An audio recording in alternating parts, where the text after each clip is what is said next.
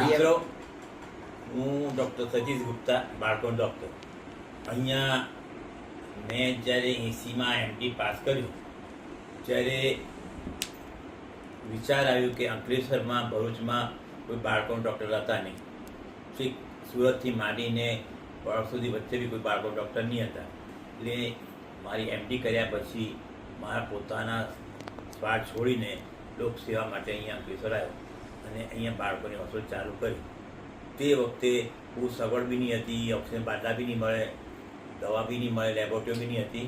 તેમ છતાં મેં હિંમત કરી અને જ્યારે મેં શરૂઆત કરી 83 હતી નહીં, એક પેટી હતી. તે પેટી મારી ઓફિસ મૂકીને મેં ચાલુ કરી. એનો બાપ રોજ આવીને જોઈને કહે એ નહીં બચેગા, એ નહીં બચે. પણ એ છોકરી મોટી થઈ, લગ્ન બી થઈ ગયા અને છોકરા બી થયા. એટલે એક ઉત્સાહ અને પ્રસન્નતાની વાત છે મારા માટે કે તે જમાનામાં આપણે સર્વિસ આપી શક્યા. અને ત્યાર પછીથી અમારી પ્રગતિ બધા આપણે અહીંયા લોકોના સહયોગથી, બધા ગામના સરપંચોને, તલાટીઓના સહયોગથી, અહીંયાના ડૉક્ટરોની મદદથી, સહકારથી અને શુભેચ્છાથી અમે અમારી ચાલુ રાખી છે. અમારો હેતુ બીમાર લોકોની સારવાર કરવાનો નહીં, લોકો બીમાર જ ના પડે એના માટેની અમારો ઉદ્દેશ્ય છે.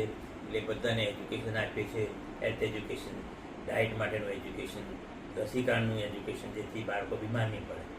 અને બીમારી માટે દવા લેવાની સમજ ને બધાને દવા આપવી જેવું જરૂર નથી હોતું. એટલે ઘણાને સમજાવ્યું કે દવાની જરૂર નથી. અને હું તો લખીને બી આપતો નો મેડિસિન રિક્વાયર. એટલે એ રીતે મેં ચાલુ રાખ્યું. અને ઓવર આ 41 યર્સમાં અમે તમારા સહયોગથી, અમારા વેલ વિશરના શુભેચ્છાથી અમને ખૂબ પ્રોત્સાહન મળ્યું છે. એમાં ખાસ તો પહેલું મારા માતા પિતાનો હું ખૂબ આભાર માનું છું. એ લોકોએ અમને એવા સંસ્કાર આપ્યા છે કે જેથી કરીને અમે કોઈ વાત ખોટું ના કરીએ અને બધું નિસ્વાર્થ અને વગર લાલચે લોકોની સારવાર કરી. ઘણીવાર લોકો આવે કે પૈસા નથી હોતા, તો હું એમને કહેતો કે ભાઈ કંઈ પૈસાની ચિંતા નહીં કરે. મને યાદ છે એકદમ શરૂઆતમાં પેશન્ટ આવ્યો હતો, તો એને ખૂબ સિરિયસ હતો, પૈસા બી નહીં હતા.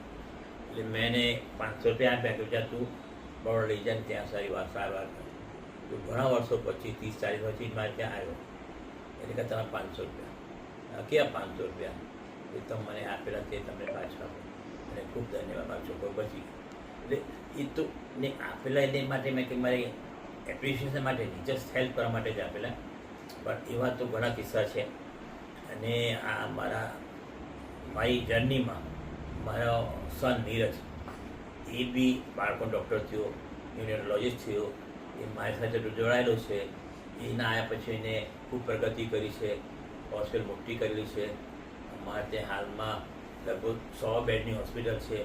એમાં 25 બેડનો ન્યુરોનેટલ વોર્ડ છે અને એડલ્ટ PICU છે.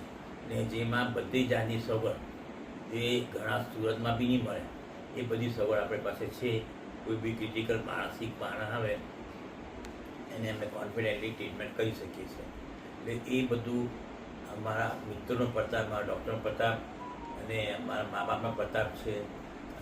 અમારી વાઇફોનો પ્રતાપ છે, મંજુબેન ને ડૉક્ટર તૃપ્તિબેન. મંજુબેન આમ ઝઘડો તો છે પણ ગાઈડ બી કરે. એ ના હોત તો અમે કદાચ એટલું બધું લાંબુ ના જઈએ હોત. So thanks to her and Trupti. Dhiraj always is a good son. એવા સન દરેકને મા બાપને મળવો જોઈએ એવું હું ભગવાનને પ્રાર્થના કરું. અને ભવિષ્યમાં બી અમે અમારી આ સિસ્ટમથી, આ પદ્ધતિ, આ નીતિથી અમે આગળ વધતા રહીશું.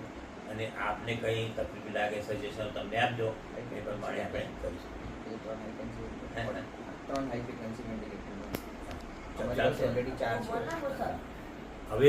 હવે મેં તમને કહ્યું અમારે ત્યાં બધી જાતની સગવડ અવેલેબલ છે કે જે સુરતમાં બી ઘણી જગ્યા નથી. એટલે એ સગવડની અંદર મારી પાસે વેન્ટિલેટર છે. એટલે વેન્ટિલેટર કે 12-13 વેન્ટિલેટર છે અને 4 હાઈ ફ્રિકવન્સી વેન્ટિલેટર છે. નોર્મલ વેન્ટિલેટર ફેલ થાય તો હાઈ ફ્રિકવન્સી ચાલુ થાય. હમણાં નવા 2 વેન્ટિલેટર ઉમેર્યા બી છે, હમણાં 3. હા, એ આજના સ્પેશિયલ ડે માટે 3 વેન્ટિલેટર. આજના સ્પેશિયલ ડે માટે અમે 3 નવા લીધા છે કે જે હજુ ક્રિટિકલ પેશન્ટને કામ આવે. અને પછી હોલ બોડી આપણે હાઇપોથર્મિયા, ઠંડુ પાવા માટે ના આવે કે જે બાળકો રડતા ન હોય, એ લોકોને મગજને નુકસાન નહીં થાય, એટલે હોલ બોડી હાઇપોથર્મિયા છે. પછી નાઇટ્રોક્સ ઓક્સાઇડ ટ્રીટમેન્ટ છે, જેનાથી બચ્ચા રડ્યા ના હોય તો એને મગજને નુકસાન નહીં થાય. અને જેને બહુ ડીપ વધારે કમળો થયો હોય એને જો સારવાર ના મળે તો એને મગજને બોડી નુકસાન થાય. એના માટે આપણે એક્સચેન્જ થેરાપીની સુવિધા છે અને ફોટોથેરાપીની સુવિધા છે. અને અમારો લગભગ 100 જણનો સ્ટાફ છે, એમાં 7 ડૉક્ટર છે અને 2 અમે પીડિયાટ્રિશિયન છે અને બીજા એનએસએસ બધા આપણી સાથે છે. અમારી પાસે વેલ ઇક્વિપ્ડ લેબોરેટરી છે જ્યાં બધા ટેસ્ટ 24 કલાક થઈ શકે. એક્સરે યુનિટ છે કે જ્યાં ગમે ત્યારે બી એની ટાઈમ એક્સરે પડી શકે, રિપોર્ટ મળી જાય. સોનોગ્રાફી છે જે નિયરસર કરે છે, ઇકોકાર્ડિયોગ્રામ છે, ઇજી છે, એમ્બ્યુલન્સ સર્વિસ છે જે એની ટાઈમ અવેલેબલ છે. એટલે આપણે ત્યાં કે બધી ફેસિલિટી એવી રીતે રાખી છે, કોઈ પેશન્ટને ગમે ત્યારે બી કોઈ માણસ જરૂર પડે તો અમે આપી શકીએ છીએ. અને 24 કલાક ડૉક્ટર અવેલેબલ હોય છે, પીડિયાટ્રિશિયન બી હોય છે, બીજા મેડિકલ ઓફિસર બી હોય છે, સાથે લેબોરેટરી, મેડિકલ સ્ટોર બધું 24 કલાક અવેલેબલ છે. તો કોઈ ગમે ત્યારે 1-2 વાગે બી આવે તો એને નિરાશ થવું નહીં પડે. એના માટે મારે પીઆઈસીયુ છે, ત્યાં ઇમરજન્સી પેશન્ટ રાખવા, એક તાત્કાલિક ઇમરજન્સી રૂમ ગ્રાઉન્ડ ફ્લોર પર છે જ્યાં બધી સારવાર થઈ શકે. એટલે આપને મારા તરફથી એટલું જ કહેવું કે અમે શાંતિથી અને ઈચ્છાથી, સારી ઈચ્છાથી આપ સૌને સેવા કરવા હાજર છે. અમે છે ને, હું જીઆઈડીસીમાં બી જાઉં છું, ત્યાંથી અહીંયા આવતો કાલ મોડું થાય પેશન્ટ લોકોને, ખર્ચો બી લાગે, એટલે મારે ત્યાં જવાનું ને એમાં મને કોઈ ફાયદો કે પ્રોફિટ નથી. એ લોકોની સેવા માટે જઈએ છીએ. અને બીજું તો આ નીરજ સરને કહું હોય 2 શબ્દ બોલો. ધન્યવાદ. ધન્યવાદ.